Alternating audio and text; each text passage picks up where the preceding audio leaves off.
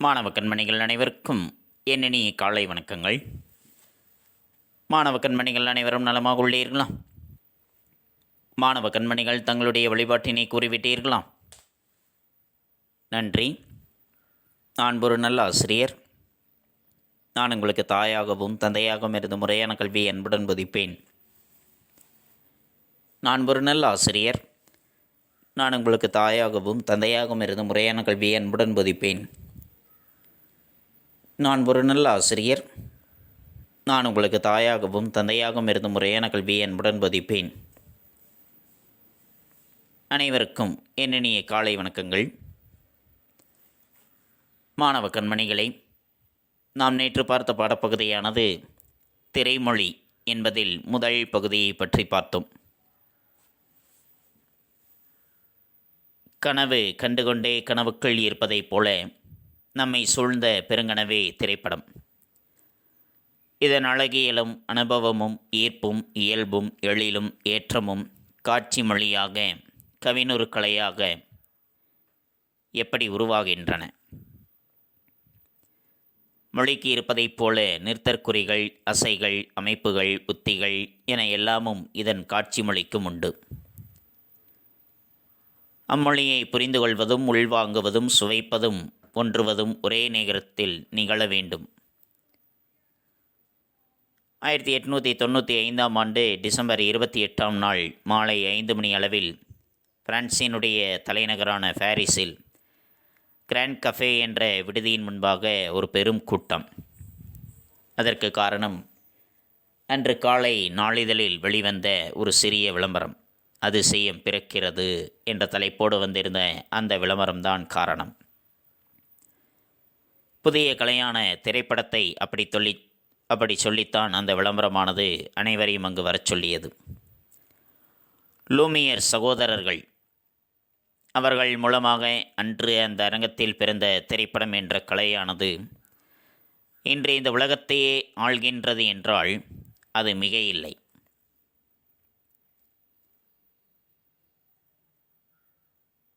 ஆரம்ப காலகட்டத்தில் மக்களை அச்சப்பட வைத்த காட்சிப்பதிவாக இருந்த திரைப்படம் பிற்காலத்தில் இந்த உலகையே கட்டி போடக்கூடிய பேராற்றலாக வளர்ந்திருக்கின்றது என்றால் தொடக்கத்தில் அந்த கலைக்கு பெருமை சேர்த்த சில முக்கியமான கலைஞர்கள்தான் அதற்கு முதன்மை காரணம். அவர்களில் தாமஸ் ஆல்வா எடிசன் முதலாமானவர். அவர்தான் அசையும் உருவங்களை படம் பிடிக்கக்கூடிய கருவியை கண்டுபிடித்தார். அதன் பிறகுதான் பிரான்சினுடைய லூமியர் சகோதரர்கள் படப்பிடிப்பு கருவியோடு திரையிடும் கருவியையும் சேர்த்து திரைப்படம் என்ற விந்தையை இந்த உலகத்திற்கு அளித்தார்கள். அதற்கடுத்த நிலையில் திரைப்படத்தில் கதையும் சொல்லலாம் என்று கண்டுபிடித்தவர் ஜார்ஜ் மிலி என்பவர். ஒரு படத்தினுடைய வெற்றிக்கு காரணம் கதையும் அந்த கதை எப்படி சொல்லப்படுகிறது என்பதையும் பொறுத்ததுதான். உலகின் சிறந்த முக்கிய படங்களும் வணிக வெற்றி படங்களும் பார்வையாளர்களை திரையுடன் ஒன்ற வைக்கும் வகையில் திரைக்கதைகளை கொண்டவை. காட்சி என்பது கதை நகர்வுக்கு உதவக்கூடியது. திரைப்படத்தில் காட்சிகள் சிறப்பாக அமைகின்றதென்றால் வசனத்திற்கு கூட 2ஆம் இடம்தான் கிடைக்கும். திரைப்படம் ரசிக்க தகுந்த ஒரு ஊடகம். பல நாடுகளில் நல்ல படங்கள் உருவாகின்றன. அவற்றை பார்க்கும் வாய்ப்பும் இருக்கிறது. ஓவியம் போல படமும் ரசனைக்குரிய ஒரு கலை. திரைப்படத்தில் நடிப்பவரை முன் பின் மேல் என பல்வேறு கோணங்களில் படப்பிடிப்பு கருவியால் மாற்றி படம் பிடித்து திரையில் காட்ட முடியும். இதனால் தான் திரைப்படத்தை முப்பரிமாண கலை என வகைப்படுத்துகின்றார்கள். காட்சியினுடைய தன்மை உணர்ச்சி மொழிகளை காண்பிக்க முகத்தை மட்டுமே காண்பித்தால் போதும். அதுபோல கட்டுப்படுத்த முடியாத கோபம் என்றால் அந்த நடிகர் கத்தி கூச்சல் போடுவதை காட்ட வேண்டிய அவசியமில்லை. கையில் பிடித்திருக்கக்கூடிய கண்ணாடி குவளையை இறுக்கி பிடித்து உடைப்பதை காட்டினாலே போதும். படப்பிடிப்பு கருவி மூலமாக பல்வேறு கோணங்களில் நாம் பார்க்கின்ற காட்சியை திரையரங்கில் ஒரே இடத்தில் நாம் அமர்ந்து பார்ப்பதற்கேற்ற படத்தொகுப்பினை செய்து மனதிற்குள் அந்த கதை உலகத்தை தோற்றுவிப்பதைத்தான் நாம் திரைக்கலை என்று கூறுகிறோம். இவற்றை பற்றித்தான் நாம் நேற்றைய பாடப்பகுதியில் கண்டறிந்தோம். மாணவ கண்மணிகளுக்கு நன்கு புரிந்திருக்கும் என எண்ணுகின்றேன். இன்று நாம் காண்பது அதனுடைய தொடர்ச்சியாக திரைமொழி என்பதை பற்றி அதனுடைய தொடர்ச்சியில் நாம் காண இருக்கின்றோம். பாடப்பகுதிக்குள் செல்வோமா மாணவர்களே? தங்களுடைய பாடப்புத்தகத்தில் பக்கம் எண் 132 எடுத்துக்கொள்ளுங்கள். எடுத்துக்கொண்டீர்களா? நன்றி. சார்லி சாப்ளின் வாழ்க்கை. லண்டனில் பிறந்த சாப்ளின் அவர்கள் வறுமையின் மடியில் வளர்ந்தவர். லண்டன் மாநகரத்தில் பிறந்தவர்தான் சார்லி சாப்ளின் அவர்கள். வறுமையில் வாழ்ந்தவர். அவருடைய குடும்பமானது மிகுந்த ஏழ்மை நிலையில் இருந்தது.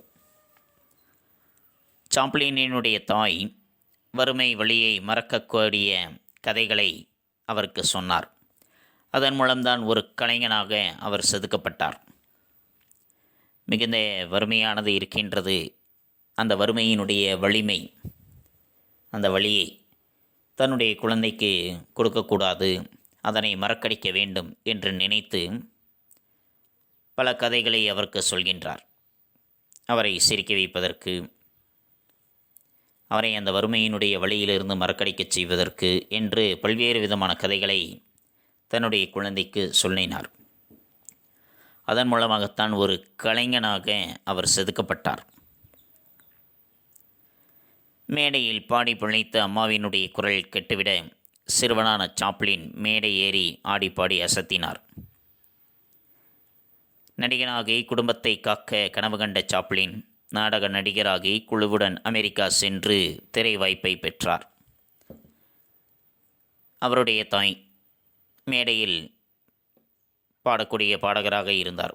அப்படி மேடையில் பாடி பிழைத்த அவருடைய அம்மாவினுடைய குரலானது பழுதடைந்து விட்டது.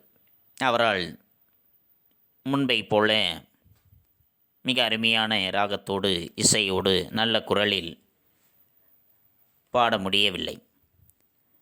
அதனால் சிறுவனாக இருந்த சாப்ளின் அவர்கள் மேடை ஏறி ஆடிப்பாடி அசத்தினார். தான் ஒரு மிகப்பெரிய நடிகனாக மாற வேண்டும், ஒரு நடிகனாக மாற்றமடைந்து தன்னுடைய குடும்பத்தை காக்க வேண்டும் என்ற கனவு கண்ட சாப்ளின் அவர்கள் நாடக நடிகராக மாற்றமடைந்து தன்னுடைய குழுவினரோடு அமெரிக்கா சென்று திரைப்படத்தில் நடிப்பதற்கான வாய்ப்பினை பெற்றார். அவருடைய பெரும்பாலான படங்கள் பேசா படங்களாக, அதாவது ஊமை படங்களாகவே இருந்தன. அவர் பேசவில்லை என்றாலும் சரி, திரையில் தோன்றி அவர் செய்கின்ற சேட்டைகளின் மூலமாகவே நமக்கு நகைச்சுவை என்பது ஏற்படுகின்றது. நம்முடைய தமிழ் திரையுலகின் நகைச்சுவை ஜாம்பவான்களாக இருக்கக்கூடிய கவுண்டமணி, செந்தில், வடிவேலு, விவேக், சந்தானம், சூரி போன்ற பல கலைஞர்கள் இப்பொழுது உருவாகி கொண்டே இருக்கின்றார்கள். இவர்கள் அனைவருமே நடித்தால், பேசினால் நமக்கு சிரிப்பு என்பது ஏற்படும். ஆனால் பேசாமலேயே தான் செய்கின்ற அசைவுகளின் மூலமாக நகைப்பை ஏற்படுத்தியவர் சாப்ளின் அவர்கள். அவருடைய தோற்றமே நமக்கு நகைச்சுவையை ஏற்படுத்தும். தொளதொளவென்று கால் சட்டை, இறுக்கமான அவருடைய கோட், துண்டு மீசை, புதுவிதமான சேட்டையும் கொண்ட அவருடைய லிட்டில் ட்ராம்ப் என்று அவர் உருவாக்கி கொண்ட தோற்றம் அவரை பேசாப்பட நாயகனாக்கியது. அவரது ஊதியம் போல அவருடைய புகழும் உயர்ந்தது. அவருடைய ஊதியம் எந்த அளவிற்கு உயர்ந்து கொண்டதோ அதே அளவிற்கு அவருடைய புகழும் பல நாடுகளுக்கு பரவியது. வறுமை மிக்க தன்னுடைய இளமை வாழ்வை தி கிட் என்ற வெற்றி படமாக்கினார். வறுமை சூழ்ந்திருக்கக்கூடிய தன்னுடைய இளமைக்கால வாழ்வை அடிப்படையாக வைத்து தி கிட் என்ற பெயரில் ஒரு படத்தை அவரே தயாரித்தார். அது வெற்றி படமாக அமைந்தது. யுனைடெட் ஆர்டிஸ்ட் என்ற பட நிறுவனத்தை தொடங்கி பெரும் வளர்ச்சி கண்டார். அவரது மேதைமையையும் திறமையும் the Gold Rush, the Circus போன்ற காவிய படங்களை உருவாக்கின. அவருடைய மேதைமை, அவருடைய பேரறிவாற்றல், அவருடைய திறமை, இவை இரண்டையுமே தி கோல்டு ரஷ் என்ற திரைப்படமும் தி சர்க்கஸ் போன்ற காவிய படங்களை உருவாக்கி அவருக்கு பெருமையை தேடித்தந்தது. அந்த படங்களை இணையதளத்தில் தேடி பார்த்தீர்கள் என்றாலே தெரியும்.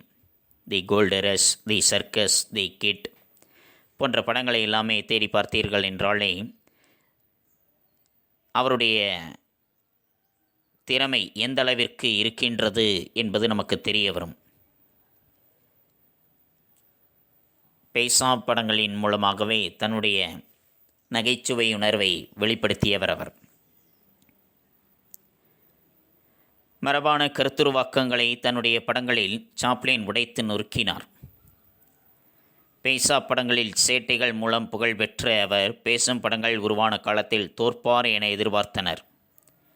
எதிர்பார்ப்புகளை முறியடித்து சிட்டி லைட்ஸ் என்ற படத்தை எடுத்ததன் வாயிலாக எதிரிகளின் வாய்களை அடைத்தார். மரபு சார்ந்திருக்கக்கூடிய கருத்துருவாக்கங்களை தன்னுடைய படைப்புகளில் அவற்றை அடித்து நொறுக்கினார். மரபு சார்ந்து இருக்கக்கூடிய பல கருத்துக்களை தன்னுடைய படங்களின் மூலமாக இத்தகைய கருத்துக்கள் என்பது இல்லை என்று அவற்றை எதிர்ப்பதை தன்னுடைய படங்களில் வெளிப்படுத்தினார். பேசாம் படங்கள் ஊமை படங்களாக இருந்திருக்கக்கூடிய அந்த காலகட்டத்தில் தன்னுடைய சேட்டைகள் மூலமாக பல்வேறு விதமான புகழை பெற்றார் சாப்ளின் அவர்கள். அதன் பிறகு அதில் கதைகளும் இணைத்து, கதையையும் சொல்லலாம், வசனங்களும் இணைக்கப்பட்டு பேசும் படங்கள் உருவாக்கப்பட்டது. அப்படி பேசும் படங்கள் உருவாக்கப்பட்டிருக்கக்கூடிய அந்த காலகட்டத்தில் இவர் பேசா படங்களில் தன்னுடைய சேட்டைகளை வெளிப்படுத்தினார். பேசும் படங்கள் உருவாக்குகின்ற அந்த காலகட்டத்தில் இவருடைய படங்களானது தோற்றுவிடும், அந்த அளவிற்கு வெற்றியை பெறாது என்று பலர் எதிர்பார்த்தார்கள். ஆனால் அந்த எதிர்பார்ப்புகள் அனைத்தையுமே முறியடித்து சிட்டி லைட்ஸ் என்ற திரைப்படத்தை அவர் எடுத்தார். அந்த படத்தின் வாயிலாக தன்னுடைய எதிரிகளினுடைய வாய்களை அடைத்தவர் சாப்ளின் அவர்கள். 3 ஆண்டுகள் கடுமையான உழைப்பில் மாடர்ன் டைம்ஸ் என்ற படத்தினை அவர் வெளியிட்டார். அதில் அன்றைய காலத்தில் இருந்த தொழில்மய உலகின் கேடுகளை விமர்சனம் செய்தார். சாப்ளினுக்கு பொது உடைமையாளர் என்ற முத்திரை விழுந்தது. பல முதலாளிய நாடுகளில் படம் தடை செய்யப்பட்டது. இருந்தாலும் படம் வெற்றி பெற்றது. 3 ஆண்டுகள் கடுமையாக உழைப்பு அதில் ஈடுபடுத்தி மாடர்ன் டைம்ஸ் என்ற படத்தினை வெளியிட்டார். அதிலிருந்து ஒரு சில காட்சிகள் உங்களுக்கு புகைப்படமாக கொடுக்கப்பட்டிருக்கும். அதில் அன்றைய காலகட்டத்தில் இருந்த தொழில்மயமான அந்த உலகத்தினுடைய கேடுகள், தொழில்மயமான உலகத்தில் என்னென்ன கேடுகளானது இருக்கின்றது என்பதை விமர்சனம் செய்தார் சாப்ளின் அவர்கள். இதனாலேயே சாப்ளினுக்கு பொது உடைமையாளர் என்ற ஒரு முத்திரையானது விழுந்தது. இவர் பொது உடைமை சிந்தனையை வெளிப்படுத்துகின்றார், அந்த கொள்கையை இவர் ஆதரிக்கின்றார் என்ற முத்திரை அவர் மீது விழுந்தது. இதனால் பல முதலாளித்துவ நாடுகளில் இவருடைய படங்கள் தடை செய்யப்பட்டது. அவருடைய படத்தை இங்கே திரையிடக்கூடாது என்று தடை விதித்திருந்தார்கள். இருந்தாலும் அதனை எல்லாமே முறியடித்து அவருடைய படமானது வெற்றி பெற்றது. அவருடைய சாதனை படமாக இருந்த தி கிரேட் டிக்டேட்டர் 1940ஆம் ஆண்டு வெளியிடப்பட்டது. ஹிட்லர் அவர்கள் புகழினுடைய உச்சியில் ஏறிக்கொண்டிருந்த அந்த காலகட்டத்தில் அவரை விமர்சித்து வந்த முதல் படம்தான் தி கிரேட் டிக்டேட்டர் என்ற படம். மனித குலத்திற்கு தேவையானது போர் இல்லை, நல்ல உணர்வும் அன்பும் தான் என்பதைத்தான் அவருடைய அந்த கிரேட் டிக்டேட்டர் என்ற படமானது உணர்த்தியது. 1952ஆம் ஆண்டு லண்டன் சென்று கொண்டிருந்த பொழுது பொது உடைமையாளராக இருந்த அவரை நாடு கடத்தியதாக அமெரிக்க அரசு அறிவித்தது. அதன் பிறகு சாப்ளின் அவர்கள் சுவிட்சர்லாந்தில் குடியேறினார். தன்னுடைய தவற்றை உணர்ந்து கொண்ட அமெரிக்க அரசு மீண்டும் அவரை அங்கேயே வந்து விடுமாறு சாப்ளினை வேண்ட அவரும் அதற்கு ஒத்துக்கொண்டு மீண்டும் அவர் லண்டன் சென்றார். அவருக்கு வாழ்நாள் சாதனையாளர் என்னும் வகையில் ஆஸ்கர் விருது வழங்கப்பட்டது. இன்றும் உலகினுடைய பல பகுதிகளில் சாப்ளினுடைய ட்ராம்ப் உருவம் குழந்தைமை, மனிதமை ஆகியவற்றின் குறியீடாக இடம்பெற்றிருப்பதே அவர் பெற்ற வெற்றியினுடைய அடையாளமாக கருதப்படுகின்றது. இன்றும் கூட அவருடைய திரைப்படங்களை அல்லது அவருடைய தோற்றத்தை பார்த்தாலே நமக்கு நகைப்புதான் தோன்றும். அந்தளவிற்கு திரையுலகை தன்னுடைய வசம் ஈர்த்தவர்தான் சாப்ளின் அவர்கள். கண்களும் மூளையும் காட்சி மொழியும். இயற்கையாகவே நம் கண்கள் படம் பிடிக்கக்கூடிய கருவி செய்யக்கூடிய பல வேலைகளைத்தான் செய்கின்றது. இயற்கையாகவே கடவுளினுடைய படைப்பிலேயே நம்முடைய கண்களானது படம் பிடிக்கக்கூடிய கருவி என்ன வேலைகளை செய்கின்றதோ அந்த வேலைகளைத்தான் நம்முடைய கண்கள் செய்கின்றன. படக்காட்சிக்கேற்றவாறு நாம் வில்லைகளை மாற்றி படம் பிடிப்பதைப் போல நம்முடைய கண்களும் நாம் காணுகின்ற காட்சி அல்லது பொருளுக்கு ஏற்ப மாற்றமடைந்து மூளைக்குள்ளிருந்து கட்டளைகள் வருகின்றது. படக்காட்சிக்கு ஏற்றவாறு வில்லைகளை மாற்றி அமைக்கின்றார்கள். அந்த வில்லைகளை மாற்றி மாற்றி படம் பிடிப்பதைப் போல நம்முடைய கண்களும் நாம் காணக்கூடிய காட்சிகள் அல்லது அவற்றினுடைய பொருளுக்கு ஏற்ற வகையில் மாற்றமடைய வேண்டும் என்பதற்கான கட்டளை நம்முடைய மூளைக்குள் இருந்து வெளிவருகின்றது. உதாரணத்திற்கு நாம் கடற்கரையில் நின்று கொண்டிருக்கின்றோம். ஒரு கடற்கரையில் நின்று கொண்டு கடலை பார்க்கின்றோம் அப்படின்னு நம்ம வைத்துக்கொள்வோம்.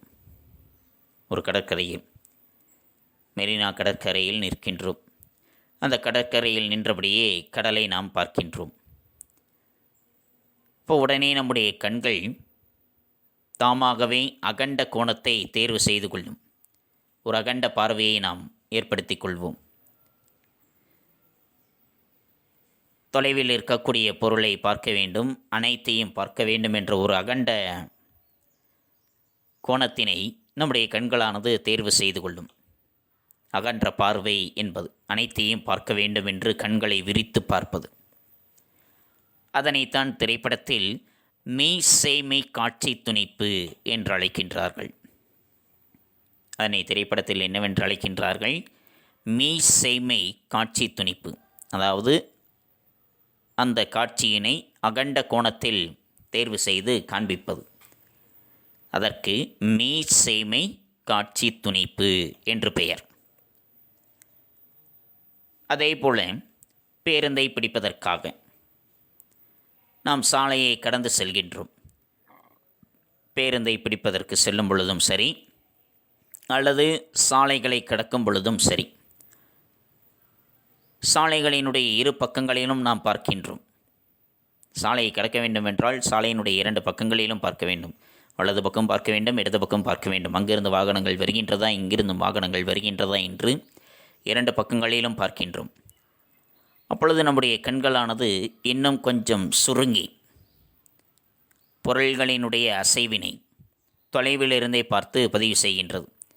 கண்கள் கொஞ்சம் சுருங்கி பொருள்கள் அசைகின்றதா, தொலைதூரத்தில் ஏதேனும் பொருள் அசைவு தெரிகின்றதா, ஏதேனும் வாகனங்கள் வருகின்றதா, இரண்டு பக்கங்களிலும் ஏதேனும் வாகனங்கள் வருகின்றதா என்று நம்முடைய கண்களை சுருக்கி பொருள்களினுடைய அசைவினை நாம் தொலைவிலிருந்தே பார்த்து பதிவு செய்கின்றோம். அதனைத்தான் திரைப்படத்தில் சேய்மை காட்சி துணிப்பு என்று சொல்கின்றார்கள்.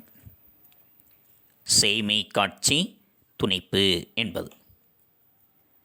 அதே பேருந்தை விட்டு இறங்குகின்றோம். பேருந்தை பிடித்து பேருந்தில் பயணம் செய்கின்றோம். நாம் இறங்க வேண்டிய இடம் வந்துவிட்டது. பேருந்திலிருந்து இறங்குகின்றோம். இறங்கி நம்முடைய தெருவிற்குள் நாம் நடந்து செல்கின்றோம். நம்முடைய வீடு இருக்கக்கூடிய நம்முடைய தெருவுக்குள்ளே நாம் நடந்து போகிறோம். அப்படி நடந்து கொள்ளும்போது நமக்கு எதிர்ப்படுகின்ற ஆட்கள், நமக்கு எதிரே வருகின்ற ஆட்களை நம்ம பார்த்து கொண்டே செல்கின்றோம் என்றால், அப்போ அந்த ஆட்களை நம்ம இடுப்பு அளவில் மட்டும்தான் நம்முடைய கவனம் இருக்கும். அவர்களை பார்த்து கொண்டே செல்லும் பொழுது இடுப்பு வரைக்கும், அவர்களுடைய தலையிலிருந்து இடுப்பு வரைக்கும் மட்டும்தான் நம்முடைய கவனமானது இருக்கும்.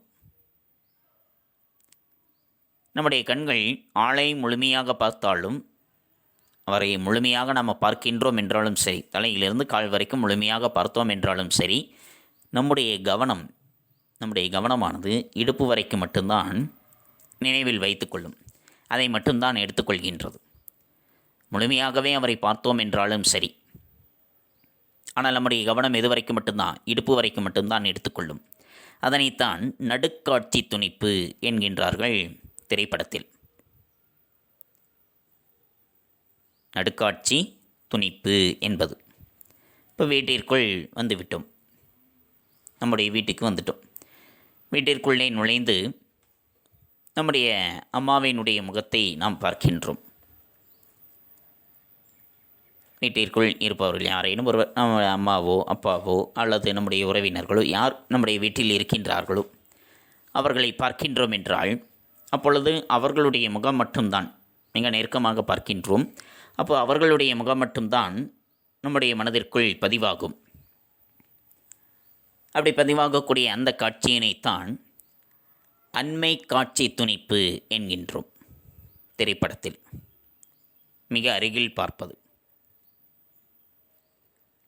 அடுத்து காலிலிருந்து, நம்முடைய காலிலிருந்து செருப்பை கழற்றி வாசலில் விடும் பொழுது நம்முடைய கண்களானது கீழே குனிந்து செருப்பை மட்டும் பார்க்கும். அப்படி பார்க்கக்கூடிய அந்த காட்சிக்கு மீ அண்மை காட்சி துணிப்பு என்று பெயர். கீழே குனிந்து அதனை மட்டும்தான் நாம் பார்க்கிறோம். அப்போ நம்முடைய பார்வை நம்முடைய கால், நம்முடைய செருப்பு அதன் மீது மட்டும்தான் இருக்கும். அதுதான் மீ அண்மை காட்சி துணிப்பு என்பது. இப்போ மீ சேமை காட்சி துணிப்பு என்பது கடற்கரையில் நின்று கடலை பார்க்கும் பொழுது ஒரு அகண்ட பார்வையினை நாம் எடுத்துக்கொள்கின்றோம். அது மீ செய்மை காட்சி துணிப்பு. அடுத்து சாலையை கடக்கும் பொழுது சாலையினுடைய இரு பக்கங்களிலும் பார்ப்பதற்காக நம்முடைய கண்களானது கொஞ்சம் சுருங்கி தொலைவில் இருக்கக்கூடிய பொருட்களினுடைய அசைவை கூட நாம் பார்த்து பதிவு செய்கின்றோம். அது சேமை காட்சி துணிப்பு. ஆங்கிலத்தில் லாங் ஷாட் என்று சொல்வார்கள். அதே போன்று தெருவிற்குள் இறங்கி நடந்து செல்கின்றோம் என்றால் எதிர்ப்படுகின்ற ஆட்களை இடுப்பளவில் மட்டுமே நாம் பார்த்து கவனம் எடுத்துக்கொள்கின்றோம். அவர்களை முழுமையாக பார்த்தாலும் சரி, நம்முடைய கவனம் இடுப்பு வரைக்கும் மட்டும்தான் இருக்கும். அதனை நடுக்காட்சி துணிப்பு என்கின்றார்கள். அதனை திரைப்படத்தில் மிட் ஷாட் என்று சொல்வார்கள். வீட்டிற்குள் செல்கின்றோம். வீட்டிற்குள் நுழைந்து யாரை முதலில் பார்க்கின்றோமோ அவர்களுடைய முகத்தை நாம் பதிவு செய்கின்றோம். அது அண்மை காட்சி துணிப்பு என்பது. அது திரைப்படத்தில் க்ளோஸ் அப் ஷாட் என்று சொல்வார்கள். மிக நெருக்கமாக காண்பிப்பது அவர்களுடைய முகத்தை. அடுத்து காலிலிருந்து செருப்பை கழற்றி வாசலில் விடும் பொழுது நம்முடைய கண்கள் கீழே குனிந்து செருப்பை மட்டுமே பார்க்கும். இது மீ அண்மை காட்சி துணிப்பு. திரைப்படத்தில் எக்ஸ்ட்ரீம் க்ளோஸ் அப் ஷாட் என்பது. மிக நெருக்கமாக சென்று அந்த ஒரு பொருளை மட்டுமே காண்பிப்பது. ஒரு இடத்திலிருந்து நம்முடைய வீட்டிற்கு திரும்பக்கூடிய 1 மணி நேர பயணத்தை 5 காட்சி துணிப்புகளாக 20 நொடிகளில் நம்மால் பார்வையாளர்களிடம் உணர்த்த முடிகிறது. ஒரு இடத்திலிருந்து நம்ம வீட்டுக்கு திரும்புகிறோம். அலுவலகத்திலிருந்து நம்முடைய வீட்டுக்கு திரும்புகிறோம் அப்படின்னா 1 மணி நேரம் நாம் பயணம் செய்வோம். அந்த 1 மணி நேர பயணத்தை 5 காட்சிகளாக மீசைமை காட்சி துணிப்பு, செய்மை காட்சி துணிப்பு, நடுக்காட்சி துணிப்பு, அண்மை காட்சி துணிப்பு, மீ அண்மை காட்சி துணிப்பு என்று 5 காட்சி துணிப்புகளாக எடுத்துக்கொண்டு 20 நொடிகளில் நம்மால் அதனை பார்வையாளர்களிடம் உணர்த்த முடியும். அதனைத்தான் திரைப்படத்தினுடைய காட்சி மொழி என்று சொல்கின்றார்கள். யாரேனும் ஒருவர் நம்மிடம் ஒரு கதையையோ அல்லது ஒரு நிகழ்வையோ விவரித்து சொல்லும் பொழுது நம்முடைய மூளையானது அதுவாகவே அந்த விவரிப்பை வெட்டியும் ஒட்டியும், அதாவது பிரித்தும் சேர்த்தும் நமக்கு சொல்லும். இப்படி தேவையான கோணங்களை பயன்படுத்தி காட்சிகளை படம் பிடித்து அவற்றை வெட்டி ஒட்டி படத்தொகுப்பு செய்து வெள்ளித்திரையில் ஒரு நல்ல கதையை சொல்வதுதான் திரைப்படக்கலை என்பது. இதில் படம் காட்டுதல், எக்ஸிபிஷன் என்று ஆங்கிலத்தில் சொல்வார்கள். அந்த படம் காட்டுதல் மூலம்தான் முதலாக தென்னிந்திய சினிமா தொழில் என்பதே தோன்றியது. இதில் சாமிக்கண்ணு வின்சென்ட் என்பவர் தன்னுடைய மனைவியினுடைய வைர மாலையை விற்று பிரெஞ்சுக்காரர் டூஃபான் என்பவரிடமிருந்து 2500 ரூபாய்க்கு ஒரு ப்ரொஜெக்டரையும் சில துண்டு படங்களையும் வாங்கினார். திருச்சியில் ஒரு கூடாரத்தில் படம் காட்ட ஆரம்பித்த அவர் பின்னர் திருவனந்தபுரம், மதுரை நகர்களில் முகாமிட்டு மதராஸுக்கு வந்து காட்சிகள் நடத்தினார். அங்கிருந்து வடக்கே சென்று பெஷாவர், லாகூர், பின்னர் லக்னோ நகரங்களில் படக்காட்சிகள் நடத்திவிட்டு 1909 மதராஸ் திரும்பினார். அங்கு எக்ஸ்பிளினேட்டில், இன்றைய பாரிஸ் அருகே கூடாரம் ஒன்றை போட்டு சலன படங்களை திரையிட்டார். சென்னையில் இருக்கும்போது சினிமா தொழிலை இங்கு நிறுவ ஒரு முக்கியமான அடி எடுத்து வைத்தார். ப்ரொஜெக்டர்களை இறக்குமதி செய்து விற்க ஆரம்பித்தார். இதனால் தான் சென்னையில் புதிய திரையரங்குகள் வர ஏதுவாயிற்று. நன்றி. படத்தொகுப்பு. தேவையற்ற காட்சிகளை நீக்கி தேவையான காட்சிகளை பொருத்தமான வகையில் சேர்ப்பதே படத்தொகுப்பு. தேவையில்லாது இருக்கக்கூடிய காட்சிகள் அனைத்தையும் ஒரு படம் எடுக்கின்றார்கள் என்றால் அதிகமான படக்காட்சிகளானது எடுக்கப்பட்டிருக்கும். அதில் எது தேவை, எது தேவையில்லை என்று பார்த்து தேவையற்ற காட்சிகள் அனைத்தையும் அதிலிருந்து நீக்கி படத்திற்கு தேவையான பொருத்தமான காட்சிகளை கொண்டு சேர்ப்பது தான் படத்தொகுப்பு என்பது. ஒரு திரைப்படத்தில் ஒரு தொடர்வண்டி ஒன்று குறிப்பிட்ட ஒரு ஊரை சென்று அடைய வேண்டுமென்றால் ஒரு பாலத்தினை இடமிருந்து வலமாக கடப்பதாக காட்டிவிட்டு அதே தொடர்வண்டி வலமிருந்து இடமாக வருவதாக காட்டுகையில் வெளியே தெரியும் காட்சிகளையும் நிலையங்களையும் பாலத்தையும் கவனமாக இணைக்க வேண்டியது ஒரு தொகுப்பாளரினுடைய பணி. ஒரு தொடர்வண்டி ஒன்று ஒரு ஊரை சென்றடைவதற்கு ஒரு பாலத்தை கடந்து செல்கின்றது என்றால் அதை இடது பக்கத்திலிருந்து வலது பக்கமாக கடப்பதாக காட்டுகின்றார்கள். அதே தொடர்வண்டி அங்கிருந்து திரும்பி வரும் பொழுது வலமிருந்து இடமாக தெரிவதாக காட்டும் பொழுது வெளியே தெரியக்கூடிய மற்ற காட்சிகள், அந்த தொடர்வண்டி நிலையம், பாலம் இவற்றை கவனமாக இணைக்க வேண்டியது அந்த தொகுப்பாளரினுடைய பணி. மாடர்ன் டைம்ஸ் என்ற திரைப்படத்தில் ஒரு காட்சியில் செம்மறியாடுகள் முண்டியடித்து செல்கின்றன. அந்த காட்சியில் செம்மறியாடுகளானது முண்டியடித்து கொண்டு முன்னேறி செல்கின்றது, ஒரே ஓட்டமாக செல்கின்றது. அதே அடுத்த காட்சியில் மனிதர்கள் ஒரு தொழிற்சாலைக்குள் முண்டியடித்து கொண்டு நுழைகின்றார்கள். தொழில்மயப்பட்ட சமூகத்தில் மனிதர்கள் மந்தைகளாவதை இந்த காட்சிகளினுடைய இணைப்பு உணர்த்துகின்றது. ஒரு காட்சியில் செம்மறியாடுகள் முண்டியடித்து கொண்டு செல்கின்றது. அதே இன்னொரு காட்சியில் மனிதர்கள் ஒரு தொழிற்சாலைக்குள் முண்டியடித்து கொண்டு நுழைகின்றார்கள். தொழில்மயமான சமூகத்தில் மனிதர்கள் மந்தைகளாக மாற்றமடைவதை இந்த காட்சிகளினுடைய இணைப்பானது உணர்த்துகின்றது. இப்படி காட்சிகளை மாற்றி மாற்றி வைப்பதன் மூலமாக வெவ்வேறு விதமான காட்சிகளை உருவாக்கி நம்மால் காட்ட முடிகின்றது. இப்படி காட்டுவதைத்தான் குளோசோவ் விளைவு என்று சொல்கின்றார்கள். 3 காட்சிகளை: புன்னகை செய்யக்கூடிய மனிதன், நீட்டப்படுகின்ற கைத்துப்பாக்கி, பதற்றமாகின்ற மனிதன். இந்த 3 காட்சிகளை வேறு வேறு விதமாக மாற்றி வைப்பதன் மூலம் வெவ்வேறு விதமான பொருளை உணர்த்துவதை எடுத்துக்காட்டாக காண்போம். புன்னகை செய்யக்கூடிய ஒரு மனிதன் புன்னகை செய்கின்றான். நீட்டப்படுகின்ற கைத்துப்பாக்கி, பதற்றமாகின்ற மனிதன் கோழை என்ற பிம்பத்தை உருவாக்குகின்றது. ஒரு மனிதன் புன்னகை செய்கின்றான், துப்பாக்கி நீட்டப்படுகின்றது. அந்த பக்கம் பதற்றமடைகின்றான் ஒரு மனிதன். அப்போ இதனை பார்க்கும் பொழுது அவன் ஒரு கோழை என்ற பிம்பம் ஏற்படுகின்றது. அதுவே பதற்றமடைகின்ற ஒரு மனிதன், நீட்டப்படுகின்ற கைத்துப்பாக்கி, புன்னகைக்கின்ற மனிதன் என்ற நிலை மாற்றியமைக்கப்படுகின்றது என்றால் அங்கே அவன் வீரன் என்ற பிம்பம் உருவாகின்றது. இவன் பதற்றமடைகின்றான், கைத்துப்பாக்கி நீட்டப்படுகின்றது, அவன் புன்னகை செய்கின்றான் என்றால் அவன் வீரன் என்ற பிம்பத்தை உருவாக்குகின்றது. படத்தொகுப்பின் மூலமாக அனைத்துமே தலைகீழாக மாற்றமடைகின்றது. படம் எடுக்கும் பொழுது 16 மணி நேரம் ஓடும்படி அந்த படத்தை எடுத்துவிட்டாலும் அதனை 2 மணி நேரமாக ஓடும்படி தொகுப்பது அந்த படத்தொகுப்பாளரினுடைய பணியானது.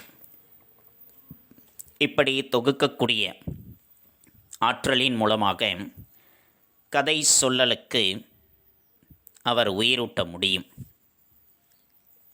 ஒலிக்குறிப்பு: பின்னணி இசை திரைப்படத்தின் உணர்வுகளை வெளிக்கொணர உதவும் மற்றொரு கலை. அந்த திரைப்படத்தினுடைய உணர்வுகளுக்கு அவர் சோகமாக இருக்கின்றார் அல்லது ஏதேனும் ஒரு முடிவெடுக்க சூழ்நிலையில் இருக்கின்றார், யோசிக்கின்றார் அல்லது திட்டம் தீட்டுகின்றார்கள் என்றால் அதற்கேற்றவாறு ஒரு பின்னணி இசையானது வெளிப்படும். அது அந்த படத்தினுடைய உணர்வுகளை வெளிக்கொணர உதவக்கூடிய மற்றொரு கலையாகவும் பயன்படுத்தப்படுகின்றது. பின்னணி இசை சேர்ப்பும் சில வேளைகளில் மௌனமும் திரையில் உணர்வுகளை வெளிக்கொணர உதவக்கூடியவையாக அமைகின்றது. உதாரணத்திற்கு, அந்த கதையினுடைய கதாநாயகி சன்னல் வழியாக தலையை நீட்டி வெளியே தெரியும் ஒரு காட்சியை வெறித்து பார்க்கின்றார். சன்னல் வழியாக தன்னுடைய வீட்டில் இருக்கின்றாள். சன்னல் வழியாக தலையை நீட்டி வெளியே ஒரு பறக்காட்சியை பார்த்து வெறித்து பார்க்கின்றாள். இருந்தாலும் அந்த தெரு நமக்கு காட்டப்படுவதில்லை. அவள் அந்த தெருவை பார்ப்பது மட்டுமே காட்டப்படுகின்றது. அந்த காட்சியில் ஒரு மகிழுந்து புறப்பட்டு செல்லக்கூடிய ஒளியானது கேட்கின்றது நமக்கு. அப்போ அந்த கதை நமக்கு எதனை உணர்த்துகின்றது என்றால், அவளை பார்ப்பதற்காக வந்திருக்கக்கூடிய ஒருவர் அவளை பார்க்காமல் அவளுடைய விருப்பத்திற்கு மாறாக அங்கிருந்து அவர் புறப்பட்டு செல்கின்றார் என்ற கதை அந்த பெண்ணினுடைய முகபாவனை மூலமாக சொல்லப்படுகின்றது. அப்போ அந்த இடத்தில் அதற்கு தகுந்தவாறு பின்னணி இசையானது வெளிப்படுகின்றது. அந்த இசை பாத்திரங்களின் மனக்கவலைகள், அலைக்கழிப்புகள் ஆகிய அனைத்தையும் எதிரொலிப்பதாகவும் எடுத்துக்காட்டுவதாகவும் அமைய வேண்டும். அது நமக்கு பாத்திரங்களினுடைய உணர்வுகளுக்கு விரிவுரை வழங்குவதாகவும் அமைந்திருக்க வேண்டும். அதே போலதான் மௌனம் என்பது உரையாடலை விட அதிகம் பேசுவதாக இருக்கும். நல்ல திரைப்படம் முறையான காட்சி மொழியுடன் நல்ல கலையாக உருவாக்கும் படத்தில் பொய்களும் இருக்க முடியாது. முறையான காட்சி மொழியோடு ஒரு நல்ல கலைகளாக உருவாக்குகின்ற ஒரு படத்தில் பொய்கள் என்பது இருக்காது. நம்முடைய மூளையை மழுங்கச் செய்யக்கூடிய கவர்ச்சிகளும் அதில் இடம்பெறாது. இந்த கலைப்படைப்புகள் உண்மையை மட்டும்தான் பேசும், உண்மையை மட்டும்தான் எடுத்து கூறுவதாக இருக்கும். அதன் மூலம் காண்பிக்கப்படுகின்ற வாழ்வியல், அதன் வாயிலாக நமக்கு காண்பிக்கப்படுகின்ற அந்த வாழ்வியலானது நம்முடைய அனுபவத்தினை மேம்படுத்தி வாழ்க்கையை வளமாக்கக்கூடியதாக அமையும். அத்தகைய திரைப்படங்களைத்தான் நாம் கலைப்படங்கள் என்று சொல்கிறோம். கர்நாடக மாநிலத்தில் ஹெக்கோடு என்ற சிற்றூர் கிராமத்தில் அந்த மக்கள் திரைப்படமே பார்த்தது கிடையாது. 1977 ஒரு முயற்சியாக எடுத்துக்கொண்டு உலகினுடைய முக்கிய விருது பெற்ற ஒரு சில திரைப்படங்கள் அங்கு தொடர்ந்து 6 நாட்கள் திரையிடப்பட்டன.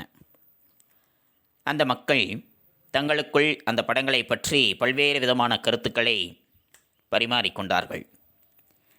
படிப்பறிவே இல்லாத அந்த எளிய மக்களினுடைய கருத்துக்கள் திரைப்பட வல்லுநர்களினுடைய கருத்துக்களுக்கு ஈடாக அமைந்திருந்தது. இது எப்படி சாத்தியம்? வெளியுலகத்தை பற்றியே அறிந்திருக்காத அந்த சிற்றூர் வாசிகளால் உலகமே கொண்டாடக்கூடிய கலைப்படங்களை எப்படி சுவைக்க முடிந்தது, எப்படி அவர்களால் ரசிக்க முடிந்தது? அறிவியலும் தொழில்நுட்ப அறிவும் கொண்ட மற்றவர்களால் இதற்கு மேம்பட்டும் சுவைக்க முடியும் தானே. நல்ல திரைப்படங்கள் என்றால் என்ன என்பதை அறிந்து கொள்ள முயற்சி செய்யாதவரை திணிக்கப்படுகின்ற வணிக திரைப்படங்களையே நல்ல படங்கள் என்று இந்த சமூகமானது நம்பிக்கொண்டிருக்கின்றது. தி கிரேட் டிக்டேட்டர். சாப்ளினுக்கு நல்ல வசனங்களுடன் படமெடுக்க தெரியாது என்று கூறி வந்த விமர்சகர்களின் கூற்றை பொய்யாக்கும் வகையில் 1940 அவர் ஒரு படம் எடுத்தார். அந்த படம்தான் தி கிரேட் டிக்டேட்டர் என்ற படம். அந்த கதையில் ஹிட்லரை உருவகம் செய்து ஹென்கோல் என்ற கதாபாத்திரத்தினை சாப்ளின் உருவாக்கினார். அதே உருவம் கொண்ட இன்னொரு பாத்திரத்தினை கடை நடத்தி வருகின்ற யூத இனத்தை சார்ந்தவராக அறிமுகப்படுத்தினார்.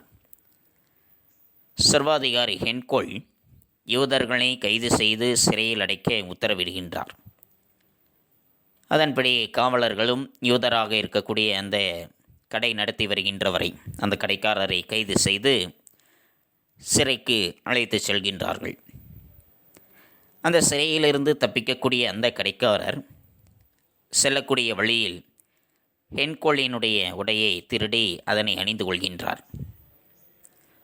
அப்பொழுது அந்த வழியில் வரக்கூடிய ஹென்கோலினுடைய படை வீரர்கள் இவர்தான் ஹென்கோல் என்று தவறாக நினைத்து அவருக்கு மரியாதை செய்கின்றார்கள்.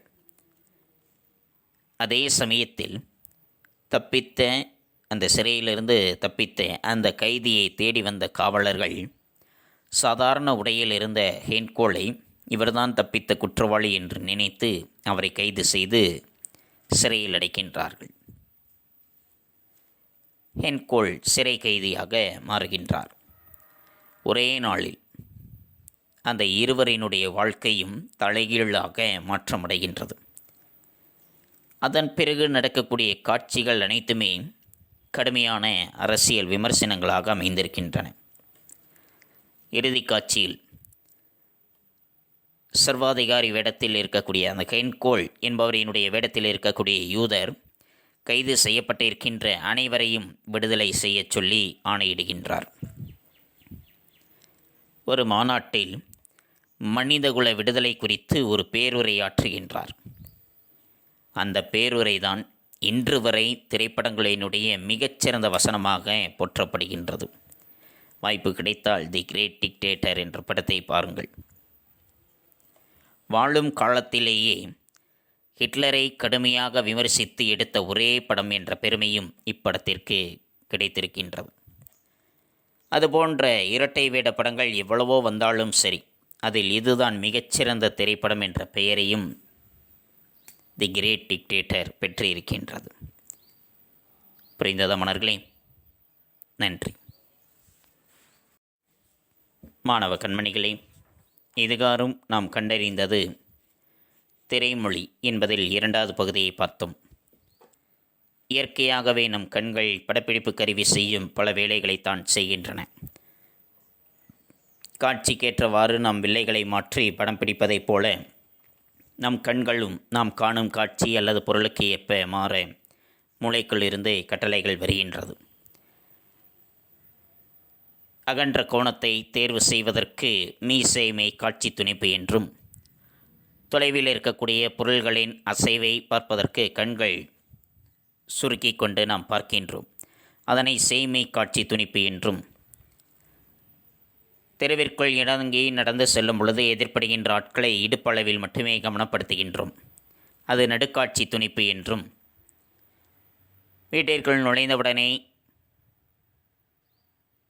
வீட்டில் இருப்பவர்களினுடைய முகத்தை நாம் பார்க்கின்றோம். அப்பொழுது அவர்களுடைய முகம் மட்டுமே நமக்குள் பதிவாகின்றது. இது அண்மை காட்சி துணிப்பு என்றும், காலில் அணிந்திருக்கக்கூடிய செருப்பை கழற்றி விடும் பொழுது நம்முடைய கண்களானது கீழே குனிந்து செருப்பை மட்டும் பார்க்கின்றது. இது மீ அண்மை காட்சி துணிப்பு என்றும் அழைக்கப்படுகின்றது. தேவையற்ற காட்சிகளை நீக்கி தேவையான காட்சிகளை பொருத்தமான வகையில் சேர்ப்பதே படத்தொகுப்பு என்பது. படம் எடுக்கும்போது 16 மணி நேரம் ஓடும்படி எடுத்துவிட்டாலும் அதனை 2 மணி நேரம் ஓடும்படி தொகுப்பது படத்தொகுப்பாளரின் பணி. பின்னணி இசை திரைப்படத்தின் உணர்வுகளை வெளிக்கொணர உதவும் மற்றொரு கலை. பின்னணி இசை சேர்ப்பும் சில வேளைகளில் மௌனமும் திரையில் உணர்வுகளை வெளிக்கொணர உதவுகின்றன. இசை பாத்திரங்களின் கவலைகள், அலைக்கழிப்புகள் ஆகியவற்றை எதிரொலிப்பதாகவும் எடுத்துக்காட்டுவதாகவும் இருக்க வேண்டும். முறையான காட்சி மொழியுடன் நல்ல கலையாக உருவாக்கும் படத்தில் பொய்களும் இருக்க முடியாது. நம் மூளையை மழுங்கச் செய்யும் கவர்ச்சிகளும் இடம்பெறாது. இந்த கலைப்படைப்புகள் உண்மையை பேசும். அதன் மூலம் காண்பிக்கப்படும் வாழ்வியல் நம் அனுபவத்தை மேம்படுத்தி வாழ்க்கையை வளமாக்கும். அத்தகைய திரைப்படங்களைத்தான் கலைப்படங்கள் என்றழைக்கிறோம். இவற்றை பற்றித்தான் இன்றைய பாடப்பகுதியில் கண்டறிந்தோம்.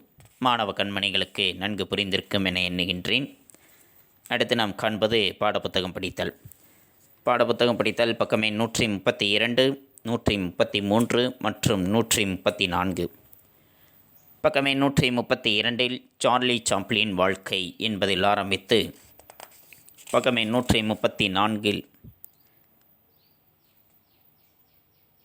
நல்ல திரைப்படம் என்பது வரைக்கும் மாணவ கண்மணிகள் பாடப்புத்தகம் படித்தலாக எடுத்துக்கொண்டு எழுந்து நின்று உறக்கப் படியுங்கள். தங்களுடைய படித்தல் பயிற்சியினை சற்று மேம்படுத்திக் கொள்ளுங்கள். அடுத்து நாம் காண்பது வீட்டுப்பாடம். வீட்டுப்பாடம் பக்கமே 153. பக்கமே 153 நெடுவினா. முதல் நெடுவினா.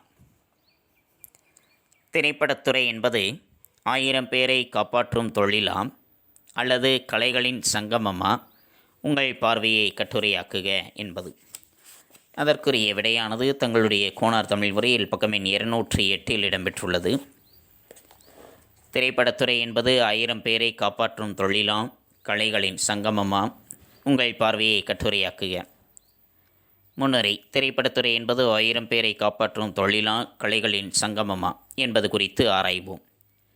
திரைத்துறை நல்ல கதையின் பார்வையில் அமைந்த காட்சிகளை கொண்டு கலைநயத்தோடு பதிவு செய்து திரையில் வெளியிடப்படுவது திரைப்படமாகும். கலை நிகழ்ச்சியோடு கூடிய பொழுதுபோக்கு நிகழ்வினையும் கடந்து பல அரிய சிந்தனைகளை பார்வையாளர்கள் முன்னிற்கும் ஒரு அம்சமாய் ஊடகம் திகழ்கின்றது. தயாரிப்பாளர், இயக்குனர், நடிகர், நடிகை, இசையமைப்பாளர், பாடலாசிரியர், ஒளிப்பதிவாளர், கதாசிரியர், கலை, நடன இயக்குனர், ஆடை வடிவமைப்பு இயக்குனர், துணை இயக்குனர், படப்பிடிப்பு உரிமையாளர் என பல குழு முயற்சியினால் திரைப்படம் உருவாகின்றது என்பது வரைக்கும் எழுதி கொள்ளுங்கள். முழுமையும் படித்து கொள்ளுங்கள். எழுதுவது அந்த முதல் 3 பத்திகள் மட்டும், படிப்பது முழுமையும். தெளிவுரை எழுதுங்கள், தெளிவுற படியுங்கள். தங்களுடைய படித்தல் பயிற்சியும் தங்களுடைய கையெழுத்து பயிற்சியும் சற்று மேம்படுத்திக் கொள்ளுங்கள். மீண்டும் அடுத்த பாட வேளையில் சந்திப்போம். நன்றி, வணக்கம்.